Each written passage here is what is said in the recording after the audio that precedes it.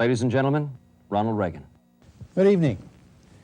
I'm here tonight to announce my intention to seek the Republican nomination for President of the United States. I'm sure that each of us has seen our country from a number of viewpoints, depending on where we've lived and what we've done. For me, it's been as a boy growing up in several small towns in Illinois, as a young man in Iowa trying to get a start in the years of the Great Depression, and later in California for most of my adult life. I've seen America from the stadium press box as a sportscaster, as an actor, officer of my labor union, soldier, office holder, and as both Democrat and Republican. I've lived in an America where those who often had too little to eat outnumbered those who had enough. There have been 4 wars in my lifetime, and I've seen our country face financial ruin in the Depression. I've also seen the great strength of this nation as it pulled itself up from that ruin to become the dominant force in the world. To me, our country is a living, breathing presence, unimpressed by what others say is impossible, proud of its own success, generous, yes, and naive, sometimes wrong, never mean, and always impatient to provide a better life for its people in a framework of a basic fairness and freedom. You know, someone once said that the difference between an American and any other kind of person is that an American lives in anticipation of the future because he knows it'll be a great place. Other people fear the future as just a repetition of past failures. Well, there's a lot of truth in that. If there's one thing we're sure of, it is that history need not be relived, that nothing is impossible, and that man is capable of improving his circumstances beyond what we're told is fact. Now, there are those in our land today, however, who would have us believe that the United States, like other great civilizations of the past, has reached the zenith of its power, that we're weak and fearful, reduced to bickering with each other, and no longer possessed of the will to cope with our problems. Much of this talk has come from leaders who claim that our problems are too difficult to handle. We're supposed to meekly accept their failures as the most which can humanly be done. They tell us we must learn to live with less and teach our children that their lives will be less full and prosperous than ours have been, that the America of the coming years will be a place where, because of our past excesses, it will be impossible to dream and make those dreams come true. I don't believe that, and I don't believe you do either. That's why I'm seeking the presidency. I cannot and will not stand by and see this great country destroy itself. Our leaders attempt to blame their failures on circumstances beyond their control, on false estimates by unknown, unidentifiable experts who rewrite modern history in an attempt to convince us our high standard of living, the result of thrift and hard work, is somehow selfish extravagance, which we must renounce as we join in sharing scarcity. I don't agree that our nation must resign itself to inevitable decline, yielding its proud position to other hands. I am totally unwilling to see this country fail in its obligation to itself and to the other free peoples of the world. The crisis we face is not the result of any failure of the American spirit. It's a failure of our leaders to establish rational goals and give our people something to order their lives by. If I'm elected, I shall regard my election as proof that the people of the United States have decided to set a new agenda and have recognized that the human spirit thrives best when goals are set and progress can be measured in their achievement. Now, during the next year, I shall discuss in detail a wide variety of problems which a new administration must address. Tonight, I shall mention only a few. No problem that we face today can compare with the need to restore the health of the American economy and the strength of the American dollar. Double-digit inflation has robbed you and your family of the ability to plan. It's destroyed the confidence to buy, and it threatens the very structure of family life itself as more and more wives are forced to work in order to help meet the ever-increasing cost of living.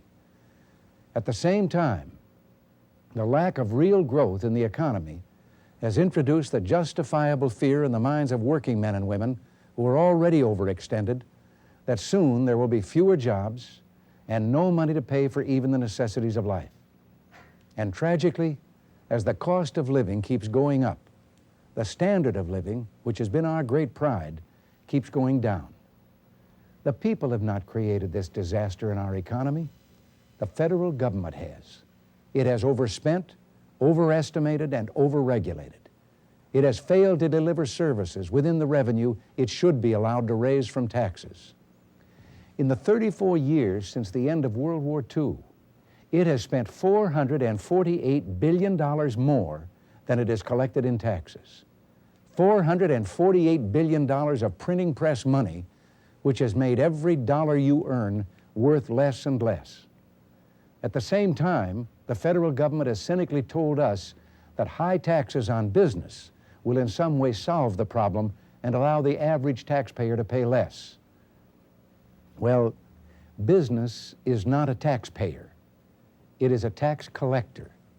Business has to pass its tax burden on to the customer as part of the cost of doing business. You and I pay the taxes imposed on business every time we go to the store. Only people pay taxes, and it is political demagoguery or economic illiteracy to try and tell us otherwise. The key to restoring the health of the economy lies in cutting taxes. At the same time, we need to get the waste out of federal spending. Now, this does not mean sacrificing essential services, nor do we need to destroy the system of benefits which flow to the poor, the elderly, the sick, and the handicapped. We have long since committed ourselves as a people to help those among us who cannot take care of themselves. But the federal government has proven to be the costliest and most inefficient provider of such help we could possibly have. We must put an end to the arrogance of a federal establishment which accepts no blame for our condition, cannot be relied upon to give us a fair estimate of our situation, and utterly refuses to live within its means. I will not accept the supposed wisdom which has it that the federal bureaucracy has become so powerful that it can no longer be changed or controlled by any administration. As president, I would use every power at my command to make the federal establishment respond to the will and the collective wishes of the people. We must force the entire federal bureaucracy to live in the real world of reduced spending, streamlined function, and accountability to the people it serves. At the same time, in reviewing the functions of the federal government, we must determine which of those functions could better be performed by levels of government closer to the people. You know, the 10th article of the Bill of Rights is very explicit in pointing out that the federal government should do only those things specifically called for in the Constitution. All others shall remain with the states or the people. We haven't been observing that 10th article of late. The federal government has taken on functions it was never intended to perform and which it does not perform well. There should be a planned, orderly transfer of such functions to states and communities, and a transfer with them of the sources of taxation to pay for them. The savings in administrative overhead could be considerable, and certainly there would be increased efficiency and less bureaucracy. By reducing federal tax rates where they discourage individual initiative, especially personal income tax rates, we can restore incentives, invite greater economic growth, and at the same time, get better government instead of bigger government. Proposals such as the Kemp-Roth bill would bring about this kind of realistic reduction in tax rates.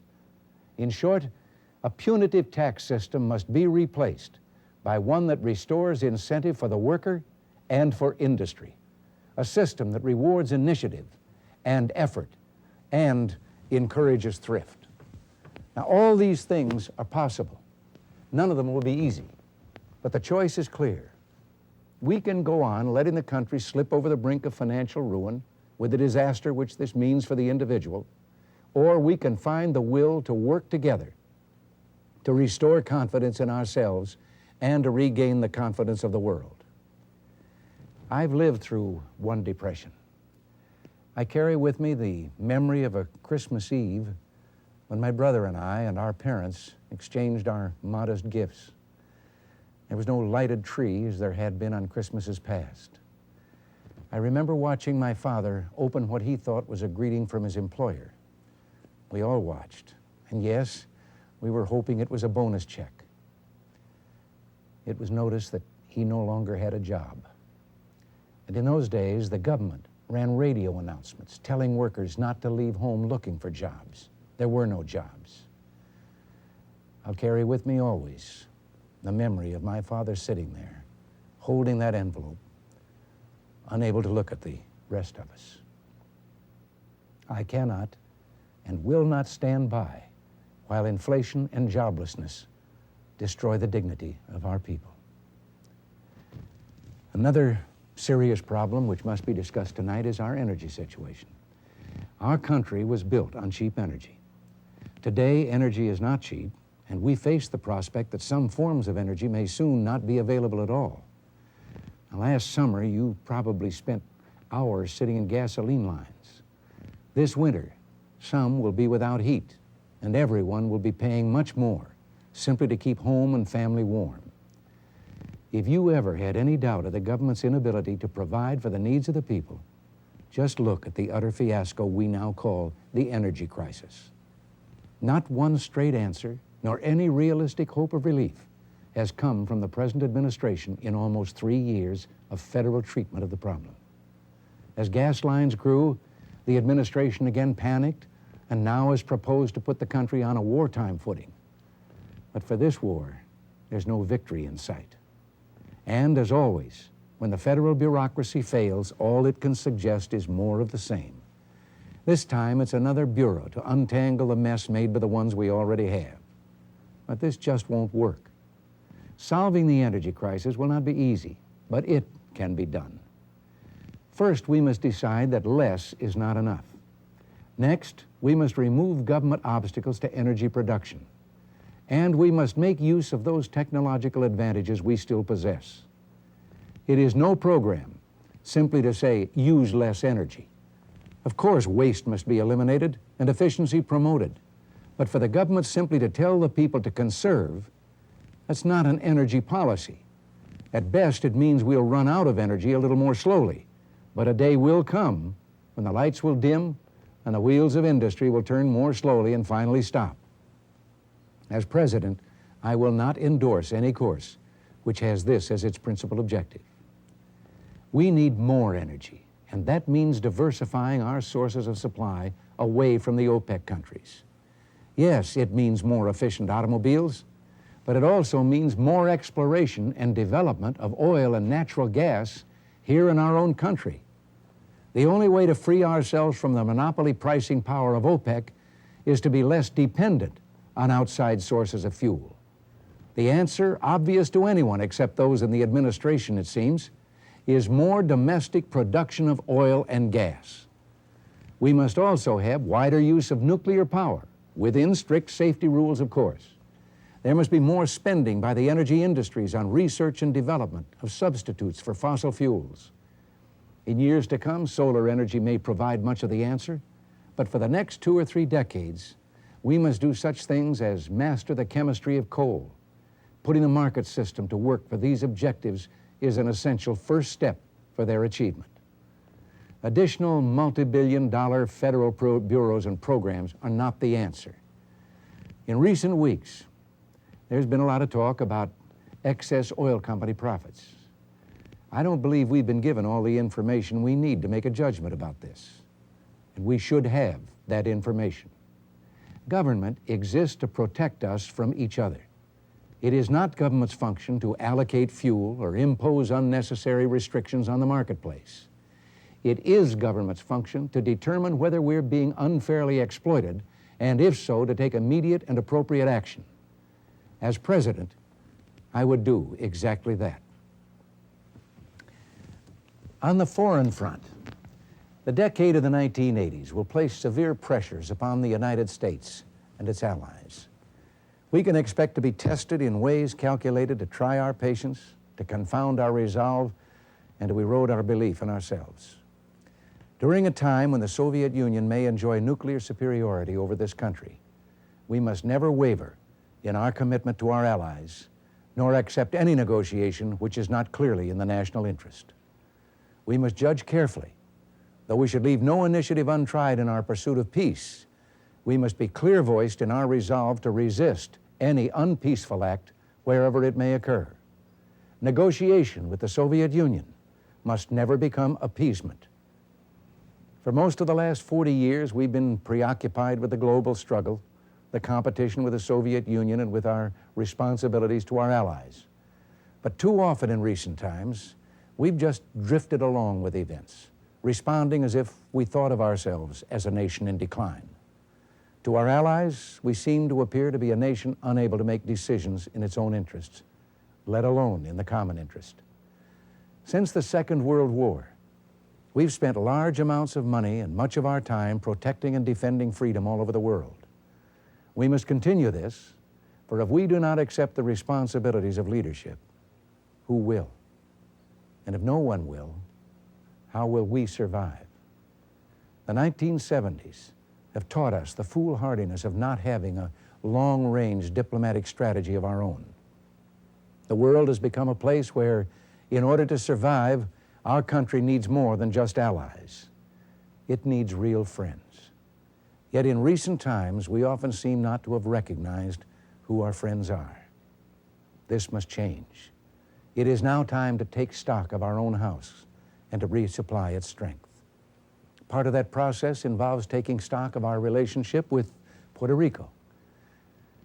And if the people of Puerto Rico vote for statehood in their coming referendum, I favor statehood for Puerto Rico, and I would, as president, initiate the enabling legislation to make this a reality.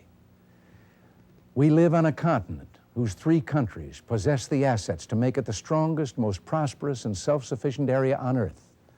Within the borders of this North American continent are the food, resources, technology, and undeveloped territory which, properly managed, could dramatically improve the quality of life of all its inhabitants.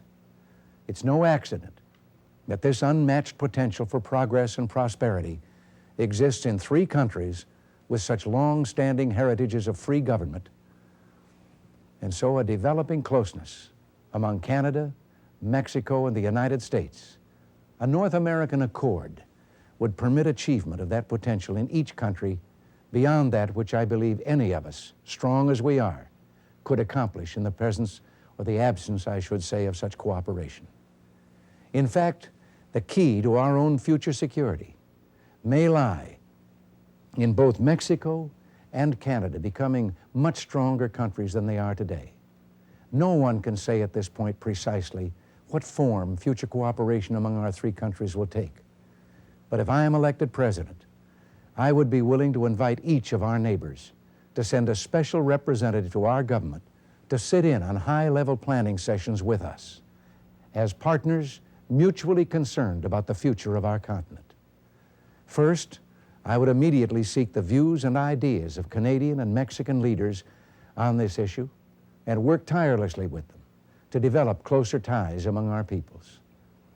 It's time we stop thinking of our nearest neighbors as foreigners. By developing methods of working closely together, we'll lay the foundations for future cooperation on a broader and more significant scale. We'll also put to rest any doubts of those cynical enough to believe that the United States would seek to dominate any relationship among our 3 countries, or foolish enough to think that the governments and peoples of Canada and Mexico would ever permit such a domination to occur. I, for one, am confident that we can show the world by example that the nations of North America are ready, within the context of an unswerving commitment to freedom, to seek new forms of accommodation to meet a changing world. A developing closeness between the United States, Canada, and Mexico would serve notice on friend and foe alike that we were prepared for the long haul, looking outward again and confident of our future. That together we're going to create jobs, to generate new fortunes of wealth for many, and provide a legacy for the children of each of our countries. 200 years ago, we taught the world that a new form of government created out of the genius of man to cope with his circumstances could succeed in bringing a measure of quality to human life previously thought impossible. Now, let us work toward the goal of using the assets of this continent, its resources, technology, and foodstuffs, in the most efficient ways possible for the common good of all its people.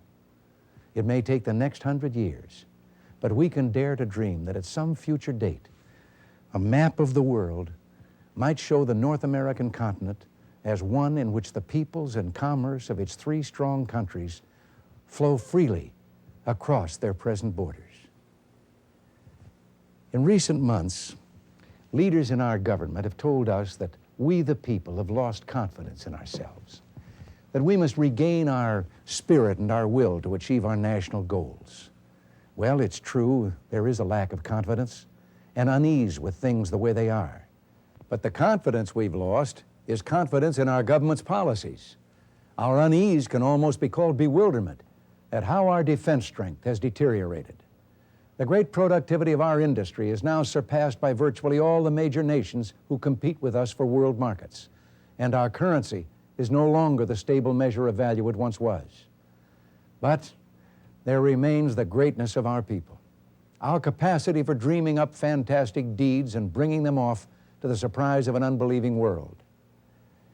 When Washington's men were freezing at Valley Forge, Tom Paine told his fellow Americans, "We have it in our power to begin the world over again." We still have that power. We, today's living Americans, have in our lifetime fought harder, paid a higher price for freedom, and done more to advance the dignity of man than any people who ever lived on this earth. The citizens of this great nation want leadership, yes, but not a man on a white horse demanding obedience to his commands. They want someone who believes they can begin the world over again.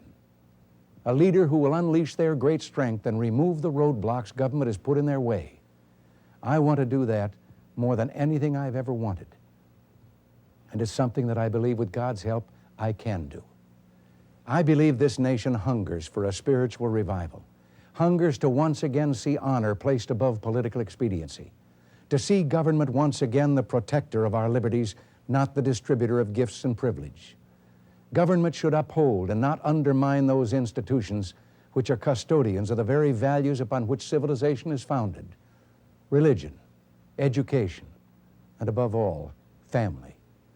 Government cannot be clergyman, teacher, and parent. It is our servant, beholden to us. We who are privileged to be Americans have had a rendezvous with destiny since the moment in 1630 when John Winthrop, standing on the deck of the tiny Arbella off the coast of Massachusetts, told the little band of pilgrims, "We shall be as a city upon a hill.